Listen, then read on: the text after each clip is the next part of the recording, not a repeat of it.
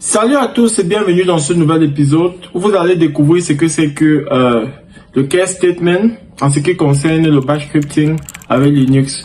So, let's go. So, j'ai créé le script en avance pour éviter que la vidéo soit très longue. Vous voyez, j'ai mon shebang à l'entête avec la description de mon script. Case statement on essential skills of DevOps engineer. So, ça, ce sont les études, les études de cas, pour des connaissances essentielles qu'un ingénieur DevOps doit avoir. Et puis vous avez dans la première partie, let's start our script.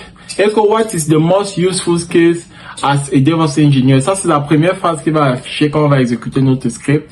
Et on aura les différentes propositions qui sont disponibles, notamment pour Echo 1, Linux, Echo 2, Docker, etc. jusqu'à Echo 6 qui sera le cloud.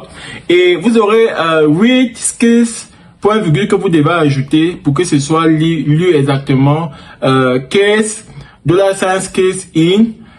Voilà. Donc, ça c'est le process pour créer la liaison entre la partie du haut et la partie du bas.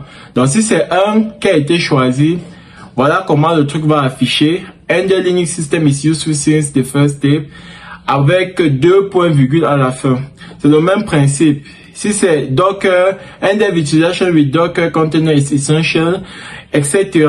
Vous avez une description pour Ansible, une description pour Terraform, une description pour Kubernetes, une description pour le cloud. Comme vous pouvez le voir, le cloud avec AWS. AWS est le leader du cloud computing, donc c'est nécessaire d'avoir des connaissances dessus parce qu'il y a de fortes chances qu'on puisse vous demander des connaissances dessus sur plein de job description. Et en numéro 7, c'est you didn't enter the appropriate choice, c'est-à-dire vous n'avez pas entré le choix approprié.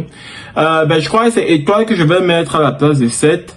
Voilà, ça c'est au cas où aucun de ces 6 choix n'est choisi. C'est cette dernière option, ce qui va s'afficher dans ce cas-là. Ok? Donc, c'est un peu ça. Et vous avez aussi pu remarquer que ce dernier choix est le seul qui n'a pas 2 points virgule à la fin.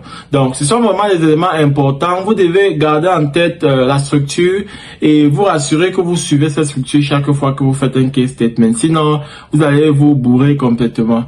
So, on va rendre notre script exécutable maintenant et puis on va procéder à la prochaine étape. So, je liste mon contenu, vous voyez, case statement, vous voyez, c'est encore blanc, ça signifie que c'est pas encore exécutable. Et je vais faire simplement mon fameux chmod plus x et le nom de mon script pour le rendre exécutable. Voilà, j'essaie d'aller le plus rapidement possible. Nous avons beaucoup traîné dans les premiers épisodes. Là maintenant, j'essaie d'aller le plus vite possible et vous faire apprendre le maximum d'ici la fin de la série.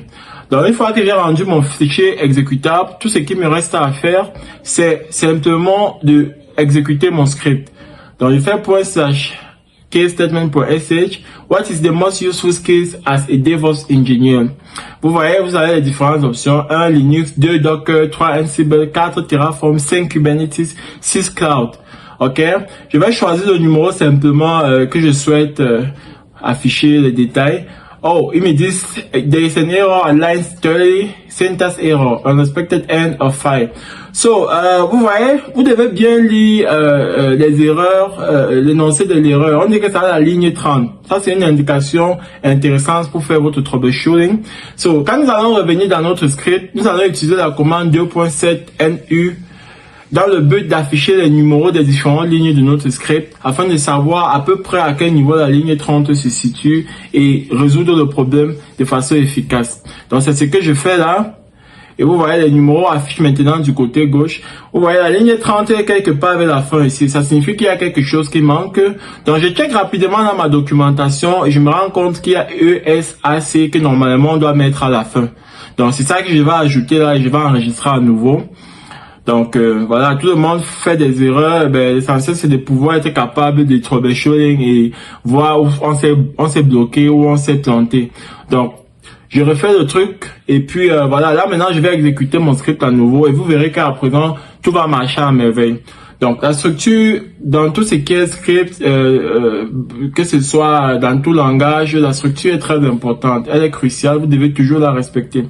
So, là, je vais faire maintenant exécuter mon script à nouveau et je vais choisir un numéro et vous verrez que ça va m'afficher exactement, ça va me lire exactement le contenu comme prévu. Kubernetes, also known as K8 or Kube, aussi appelé K8s ou Kube, est une plateforme, is an open source container orchestration platform for scheduling and automating the deployment, management and scaling of containerized applications. Donc ça c'est à quoi ça sert en fait. Donc quand je l'exécute à nouveau, je vais prendre un autre numéro de 1. Linux and the Linux system is useful since the first step. Voilà. Donc ça signifie connaître Linux est essentiel depuis les premières étapes quand vous vous formez pour être DevOps ingénieur. Le dernier, you didn't enter the appropriate choice. Donc c'est magnifique. Merci d'avoir regardé cet épisode jusqu'à la fin. Laissez un pouce bleu et surtout abonnez-vous pour ne pas manquer de prochains épisodes encore plus intéressants dans la série. À très bientôt. Ciao.